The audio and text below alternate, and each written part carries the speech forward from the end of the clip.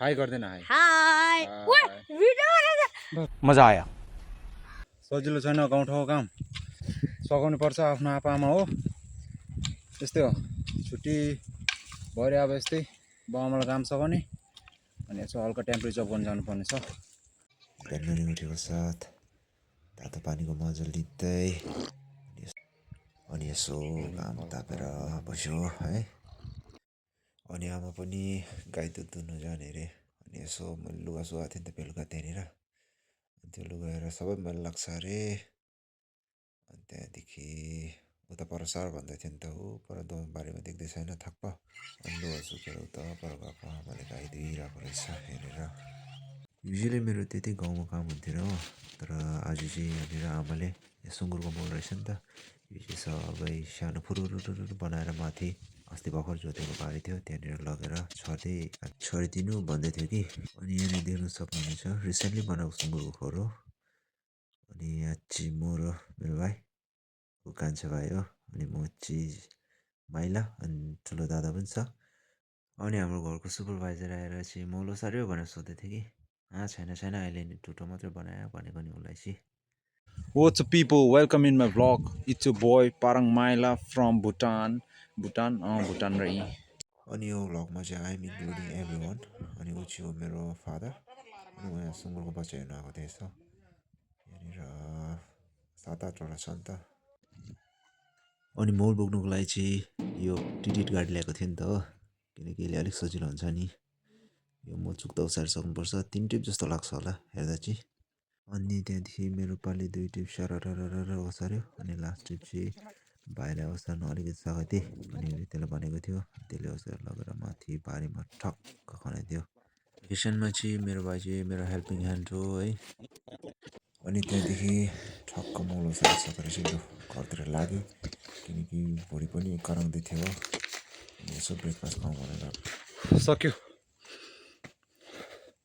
अनि आमा चाहिँ बिजी हुनुहुँदो रहेछ यहाँ आलु काट्दै नै, किनकि अहिले रोप्नु पऱ्यो नि त होइन। अनि त्यहाँदेखि चाहिँ मेरो पालि चाहिँ लु उखु पो खाइदिनु पऱ्यो अब, ब्रेकफास्टको छ हल्का भन्यो अरे। उखुको चाहिँ पावर के छ भने नि, उखुले चाहिँ इन्स्ट्यान्ट एनर्जी दिन्छ नि त कि। अनि त्यसले गर्दाखेरि एनर्जी बेसी गएको छ भने चाहिँ आई रेकमेन्ड एभ्री वान होइन, उखु छ भने चाहिँ उखु चट्ट खाऊ कि एकैछिनमा नै एनर्जी रिगेन हुन्छ होइन। अनि हाम्रो घरको सुपरभाइजर मेरो मम्मी चाहिँ उहाँ गएर के गर्नुपर्ने हो, यतातिर मलहरू छोड्नु, अनि यहाँनिर चाहिँ आलु रोप्ने हो भनेर भन्नुहुँदैछ नि त हो। यति चाहिँ आलु रोप्ने अरे। अनि युजुअल मैले कहिले डिसोबे गर्दिनँ नि त मेरो मम्मीलाई। अनि त्यहाँदेखि मेरो पालि छ थली म left right front back up down to all direction है। अनि त्यहाँदेखि काम सकेर हल्का ब्रेकफास्ट लाग्यो। ब्रेकफास्टमा चाहिँ सब्जी चाहिँ dry fish and potato, and then I got yogurt as well. Yogurt चाहिँ वान अफ द फेभरेट भनिदिउँ मेरो लागि चाहिँ, किनकि अनि आफ्टर ब्रेकफास्ट गाईहरू लगेर उता पर फुटबल ग्राउन्डमा चराउन लग्यो। सो तान्छु जबरजस्ती गर्छ, गाई पनि यता जान्छ उता जान्छ। अनि खेताएर गरेर भए पनि पर फुटबल ग्राउन्डमा पुऱ्यायो। अनि भाइले चाहिँ बाख्रा तानेर ल्याएको थियो। अनि भाइलाई वाक्क लागेछ नि त, बाख्रा पनि तान्दा आउँदैन हो। हाम्रो बाख्रा गाई उस्तै छ नि त, बेहोरा चाहिँ हो। हामी आलु रोप्ने हो। कहिले जोतेको थियो आमा यो यहाँ जोतेको यहाँ सिधा यस्तो गर्दा हजुर कस्तो भन्नुभयो खर खोर्सिँदा ले त काटाले यहाँनिर ल आलु आमाले ठक ठक ठक आमाले अड्काइकन एकखेप यस्तो देखाइदेऊ त रोप्नु। फर्स्टको आमाले एउटा देखाइदियो त के रो खनेर यस्तो गर भनेर। यहाँ चाहिँ मेरो आमा, भाइ तिमी पनि जाऊ ल।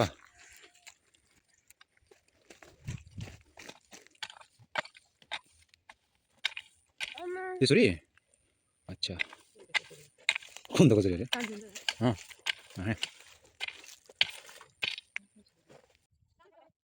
अनि हामी छोरा 2 भाइ र आमा भएर चाहिँ त्यहाँदेखि चाहिँ यस्तो चर्को घाममा काम गर्नु परेको छ कि आज चाहिँ। मतलब त्यही सब्जीको हो, त्यो आलु ल्याउनु भएको छ आमाले बास्केटमा। त्यहाँदेखि आमाले राखेर गाई बस्दै काँटाले खर्चेर जान्छ नि त। अनि मरेर भाइको काम चाहिँ त्यो माटो यसरी तानेर पुर्नु मात्रै हो।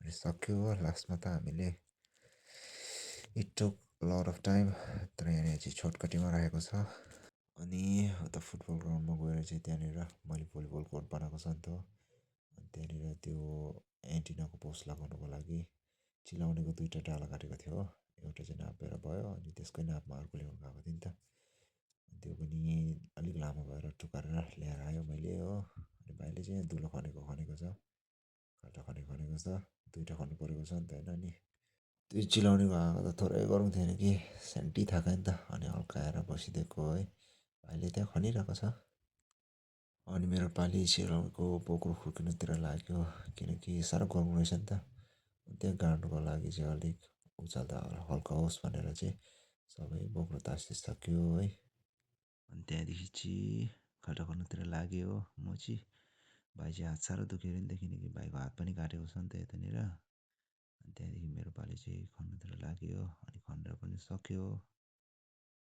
लु भाइ पनि खाल्टा खन्ने अरे नि त हो अनि दादाको हात दुख्यो होला अरे नि त त्यसलाई दिएको यतापट्टिको चाहिँ खन्नु चुरमुरेर थाकेको जस्तो गरेर खनिरहेको छ खन्नु त त्यहाँनिर हो रम्बले हान्दै माटो निकाल्दै गरिरहेको छ हालत बनाएको छ कि साला यो खाँबोले चटनी बनाएको छ चटनी साला कीमा बना दिया तूने मुझको लर्न समझा है क्या तूने मुझको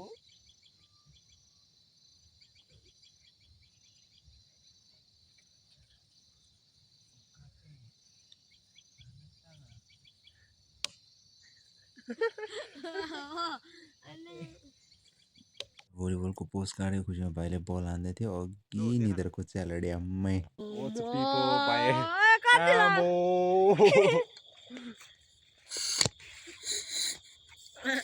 होइन अहिले युजली हामीले कति जति युज गर्नुपर्छ भने यति चाहिँ बेसी युज गर्नु पर्दैन यति यति पनि युज गर्नु पर्दैन हाई सेतो देख्दछ दादा भन्दैन तुझे थकान नहीं लग रही क्या बाई बाई